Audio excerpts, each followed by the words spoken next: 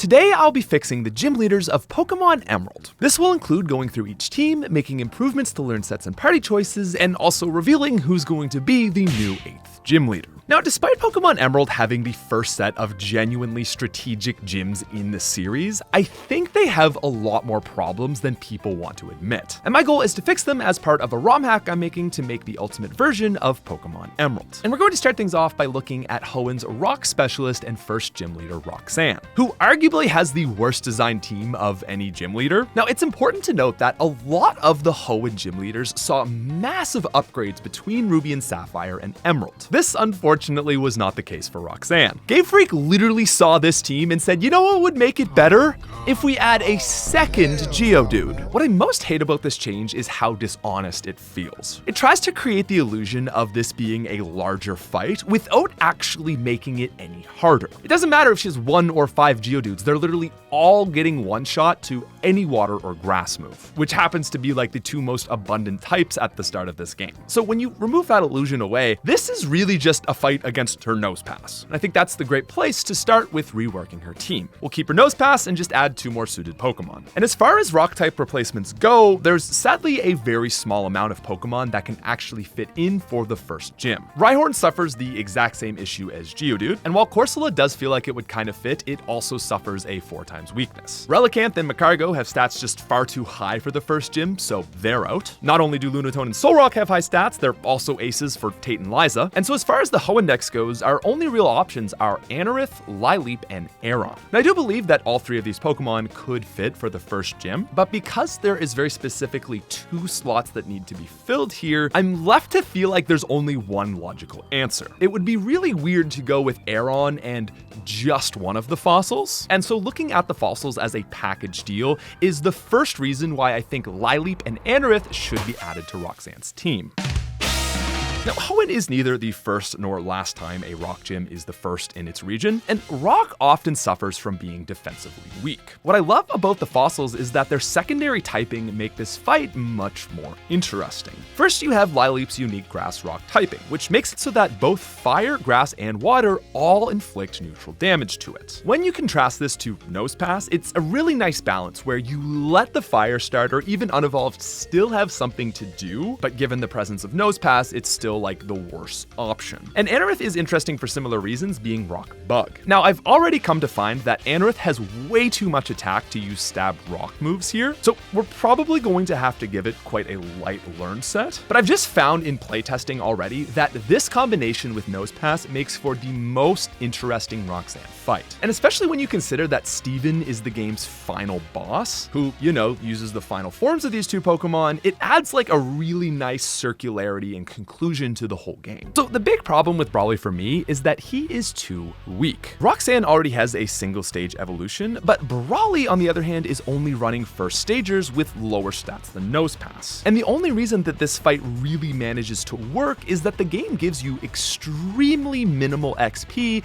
between Roxanne and Brawly. Now, the first thing we need to address is that Brawly's Meditite never does anything but use Focus Punch. Focus Punch is almost always a one-shot kill with Meditite's pure power ability. The AI will see it has a kill with this, always locking itself into the move, and this makes Meditite essentially non-existent. If we simply remove Focus Punch and replace it for another fighting move, that should solve Meditite's issue. It can keep its screens and now actually do something. And while that is a pretty easy fix, I still am left feeling like Brawly is missing something. Previously, Brawly's biggest threat was using Bulk Up and then spamming potions to get back up to full health. Like past Legacy games, we're making it so gym leaders don't use potions, and this further causes the need for a more challenging team. Now, simply due to being a Gen 1 Pokemon featured in both previous Elite Fours, I think the most logical decision is to remove Machop. And in its place, our options for an ad would be Hariyama, Medicham, Heracross, Combusken, and Breloom. Now, Combusken can't be here because it's a starter, and Generation 2's Heracross feels weird for a Hoenn ace. Hariyama would be stylistically very fitting for Brawly, and I think he will be Brawly's ace in the rematches, but its stats are just way too good to be in the second gym. And similarly, Medicham has pure power, so it's just a hard no. And so very oddly, it's actually Breloom that I think is going to fit here. Now, Breloom has 130 base attacks. You're probably thinking like, there's no way, that's far too much. But the reason that I think Breloom is actually going to work is the rest of its base stats are quite average for what you would expect around the second gym. So the only questionable stat is Breloom's attack, and we've found a way to balance this. Breloom will have Bulk Up, Stun Spore, Mega Drain, and not a fighting move like Mach Punch or Sky Uppercut, but instead False Swipe. This is a move that always leaves the player with at least 1 HP. And so despite Breloom having massive attack, this ensures that it can never one-shot you. And I know you're probably thinking this feels weird, so let me explain why this actually makes sense. We have never seen an instance of a gym leader making it obvious that they're holding back. In our legacy games, however, we have tried to make this a little bit more apparent with adding rematches and all that. Gen 3, however, was the first game that actually introduced gym leader rematches, with each leader getting multiple fights. And in our Emerald, we're going to make it so that not all of them are locked behind the Elite Four. And so in giving Brawly a Breloom with False Swipe, it's not just to give him a more interesting fight,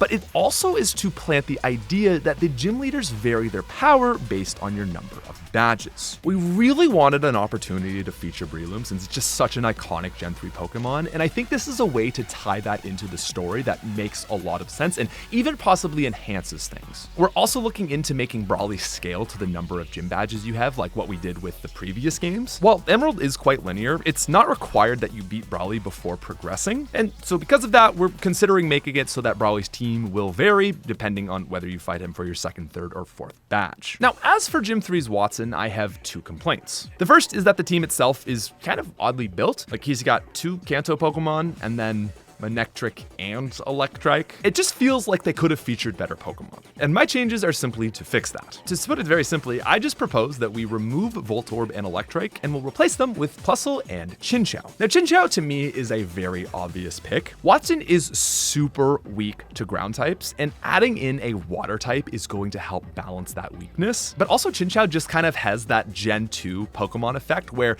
it was never really featured in its introductory game. So it kind of feels like it would be okay to then introduce it in Gen 3 to try and finally feature it. Plusle will, however, only make sense once I outline the buffs we're giving it. Previously, Plusle and Minun were nearly identical Pokemon, only having like 10 stat differences between their defenses and their offense. We're deciding to make these Pokemon lean even deeper into their archetypes and make Plusle more offensive and Minun more defensive. Plusle is going to remain frail, but it's going to have 105 speed and 95 special attack. More importantly, we're giving these 2 Pokemon the Egg move, Magical Leaf. Watson is, again, just so weak to ground types, and it makes for this really awkward situation where if you have a ground type, he's like the easiest trainer ever, but they tried to make him hard because of that, and so then if you don't have a ground type, he's like really, really difficult. And so adding in this really fast grass move user is going to make it so that ground types, especially like Marsh Stomp, don't just get a free sweep for the fight. Other than that, I do think the fight is actually pretty solid, and we might have a few slight alterations to these learn sets, but it's going to remain pretty similar outside of those 2 big changes. Now, moving on to Flannery, we've got a team that is already in a great spot, and there's just a few changes I want to make. My first and biggest complaint with Flannery is, again, the use of duplicate Pokemon. Not only does Flannery have Numel and Camerupt, but these are 2 Pokemon that you just saw a whole bunch of right before at Mount Chimney. Now, despite Camerupt just featuring on Maxie's team, I think it's a little bit too tied to her identity to remove, but Numel is just kind of here, and I think we can afford to remove it. Now, what we're first going to do is replace Numel for Vulpix. I don't get it, like this is in the Hoendex, and they just didn't use it on Flannery's team. The Flannery fight is just most interesting when she can get the sun up, and so this will make it easier for her to do. Unlike Numel, Vulpix will be able to outspeed some of the many good answers to Flannery, like Marsh Stomp, Combuskin, Azumarill, and Graveler, and we're also going to be giving it the plus 10 speed boost that it saw in the previous 2 legacy games. But at the same time, it does stay balanced as there are many Pokemon that can still outspeed. The other change we're going to make for Flannery, however, is evolving her Slugma into Magcargo. The reason we are doing this is we have decided to give Magcargo the ability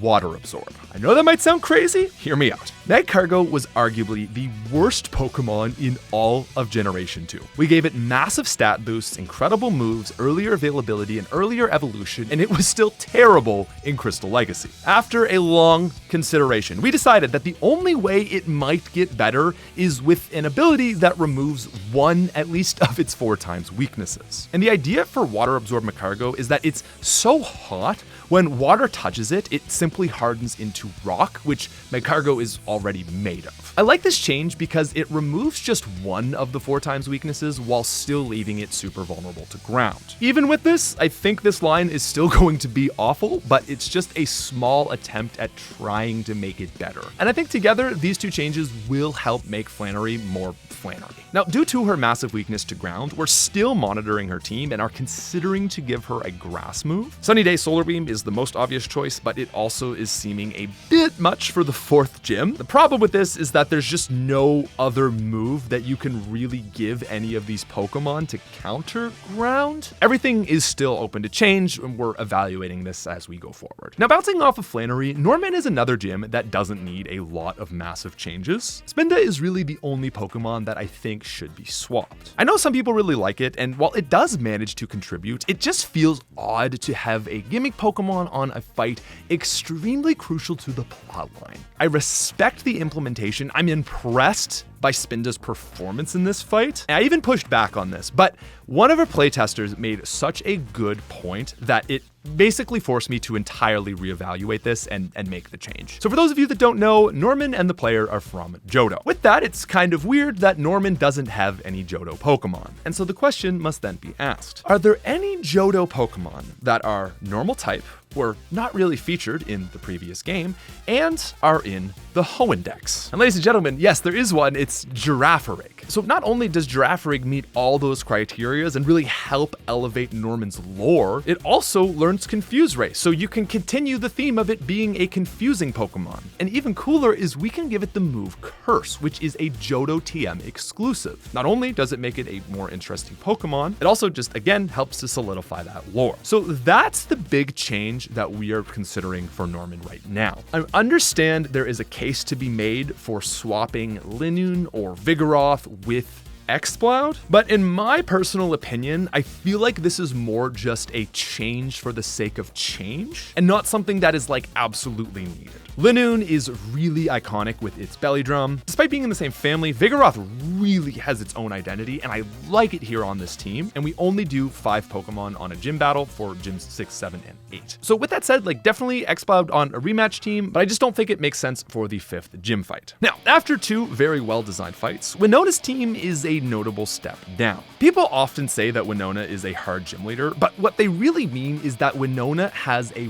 really tough single Pokemon. Altaria is a very challenging ace, but the rest of her team needs improvement. Like even to start, her Swablu is such an awkward lead. Second out is Tropius, which runs Sunny Day to get a Chlorophyll boost and send off one-turn Solar Beams. Obviously a cool strategy, but this actually hurts the next 2 Pokemon out. It weakens Pelipper's Water Gun and also boosts the power of fire moves against Skarmory. So the goal with this group of 4 Pokemon is to make some changes, rearrange them, fix the teams to make this like one cohesive fight. And the first thing we're gonna do is swap Swablu for Swellow. Winona previously had a Swellow in Ruby and Sapphire, and I don't know why they replaced it with Swablu. It's just the obvious better pick for a normal flying type. Now, Tropius and Pelipper are going to stay, but they're going to see some big learn set changes. We're gonna pump up Pelipper's water move and also give it Ice Beam and Shockwave to make this thing really be a coverage machine. I think it's kind of a nice dynamic where it doesn't have like the craziest stats, but it can pretty much hit everything for good damage. Shockwave is also especially nice because it can tie into a usage of perfect accuracy moves. And similarly, we're going to give Tropius Magical Leaf. Now, another big change Tropius is getting is the Thick Fat ability. While Chlorophyll can be great, we wanted to give it a defensive ability to remove its 4x ice weakness. We're also experimenting with letting Tropius learn Earthquake. The team is just so weak to electric moves, and while Altaria might be threatening enough with it on its own, I think it's a strategy at least worth considering. This is the 6th gym after all, and like by this point in Legacy standards, things need to be pretty serious. Now, second last will still be Skarmory, as I think it makes for the perfect complement to Altaria. Electric and Fire are the only types it's weak to, and this works perfectly for the upcoming Altaria's Earthquake. So there's still a little bit of learn set tweaking we're working on, but overall I think this is just a massively better Winona. Moving on to Gym 7, I'm going to start by just saying I think that the Tate and Liza fight is the best fight in the entire game, and I mean that to the point where I wouldn't even think about removing any of these 4 Pokemon. Now, we are going to make a few small tweaks to make them even better, like adding in Rock Slide and maybe swapping Xatu's Confuse Ray for Giga Drain, but this group of 4 as a whole is locked in. Because we are at the 7th gym, however, I think we should add a 5th Pokemon. And after running through the options for a Psychic type, it's pretty obvious what you should use. Now, Gardevoir and Alakazam do sort of fit the vibe, but these are Pokemon that are so strong, I feel like they would overshadow their actual aces. Starmie also suffers from that, but even more so because this is the team that likes to use Sunny Day strats. You've got Girafarig, which has already been used. Grumpig just does not fit the mystical vibe that this team is going for. And so you're really just left with Medicham and Chimecho, which, let's be honest, guys, it's gotta be Chimecho. I love Medicham. Oh, did I say Chimecho? I'm sorry. That is an old habit that I developed as a 12-year-old. I'm sorry. It's Chimecho every time. Anyway, if you think of Tate and Liza's not just psychic sort of aesthetic, but like mystical vibe they have going on, Chimecho fits this team perfectly. More importantly, this thing exists as a support Pokemon anyway, and so what could this team benefit from? Well, something that can support the other great members on the team. We're gonna buff Chimecho and give it plus 10 in HP, defense, and special defense. And it's also going to run moves like Wish to heal teammates and Heal Bell to run status moves. We also might incorporate something like Helping Hand or Follow Me, but we're ironing things out currently. The Tate and Liza fight is already near perfect. We didn't want to do too much, but I think that this should do nothing to take away from the fight and only help it. And so now, with that covered, ladies and gentlemen, it's time we look at our 8th gym leader. See, we haven't actually decided whether we want to keep one as the 8th gym leader. And so before we even get to the team, I want to discuss my thoughts on how I'm trying to handle what I believe is Emerald's biggest misstep. Let me reiterate what I said in the Emerald Legacy announcement video. While I think that once Kingdra poses a very solid challenge, the fight ultimately suffers in the shadow of Wallace. Having 2 water specialists so close together simply means the 8th gym is always going to get the worst outcome. The champion fight needs to be the most challenging and iconic fight in the game. And so no matter what you do for one, this is going to remain the case. I simply do not believe it's possible for a Water Gym 8 and Champion to happily coexist. And so these considerations have led me down the decision-making path to actually be considering moving Wallace back to being the 8th gym leader. In doing so, this would also mean Steven moves back to being champion within the main storyline. That is not all, however. From here, we would add an actual post-game storyline event where Wallace fights and beats Steven just as it's stated in Pokemon Emerald. As Wallace becomes champion, Juan would then fill in for him in Moss Deep, while Steven would leave, head to Meteor Falls, and you could fight him for the final boss fight of the game. I have thought about this for too long, and this is what I believe to be the best possible scenario for Emerald. You salvage the parts of the Ruby Sapphire storyline that did things better, which is, Wallace into Steven, but then you still incorporate and really expand upon the nice ideas from Emerald. So, to be very clear, here is the new proposed order. Wallace Gym 8, Steven Champion. 1 8th Gym Leader rematch, Wallace Champion rematch, post-game final boss Steven. Now, with that said, let's finally look at what an Emerald Gym 8 Wallace would actually look like. And with that, I think the best place to start is first take a peek at his team from Ruby and Sapphire, which is quite on par with the rest of the gym leaders, meaning it's bad. If we then look at Juan in Emerald, we get a pretty similar team that really just swaps Milotic for Kingdra. Next though, we can obviously look at Wallace's champion team. Milotic and Wishcash are the 2 Pokemon that appear on both of Wallace's teams, so both must be on the Emerald Gym fight. These are the only 2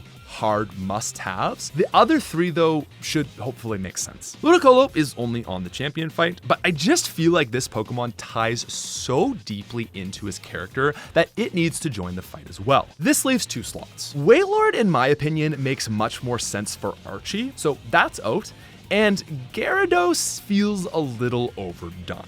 Not that I don't like Gyarados, I just think there might be better options. If we look at the Ruby Sapphire team, Wubdisc is awful, Celio can be saved for Glacia, and Seaking is, well, Seaking. Plus, I think if we're going to feature a Gen 1 Mon, Tentacruel brings exactly what Wallace's team needs. Tentacruel has some really nice special bulk, but it's also really fast, and this will help him get the rain up. Okay, so Milotic and Whiscash really from his gym team, Ludicolo and Tentacruel from his champion team, what is our last pick? Well, I really liked Wallace having an Intimidate user, but again, I do really feel that Gyarados is just not only too much here, but just a little bit overdone in the series so far. Our pick for the 5th Pokemon on Wallace's Emerald Gym team is Masquerain. Now, this is a Pokemon that doesn't get very much love in the original games, and for Wallace, I feel like it just fits perfect. Despite its bug flying type, this line actually starts as a water type, and when you factor in its beauty, I think it's something that stylistically makes a lot of sense for Wallace. It also works as a great replacement for Gyarados having Intimidate. Plus, its bug typing provides some much needed coverage against both grass types and psychic types like Thunderbolt Gardevoir. This team to me looks like the perfect place for a Wallace Gym 8. As the 8th gym leader, Wallace is also going to run like 3 to 4 items, including a Pataya Berry on Tentacruel, Silver Powder on Masquerain, and most notably, Leftovers on a Dive Toxic Melodic. This gym is known for being pretty evil in Emerald, so we wanted to keep that reputation. And so, ladies and gentlemen, these are your Emerald Legacy, still open for fine-tuning gym leaders. With that said though, please subscribe, and I will see you guys in the next one. Peace!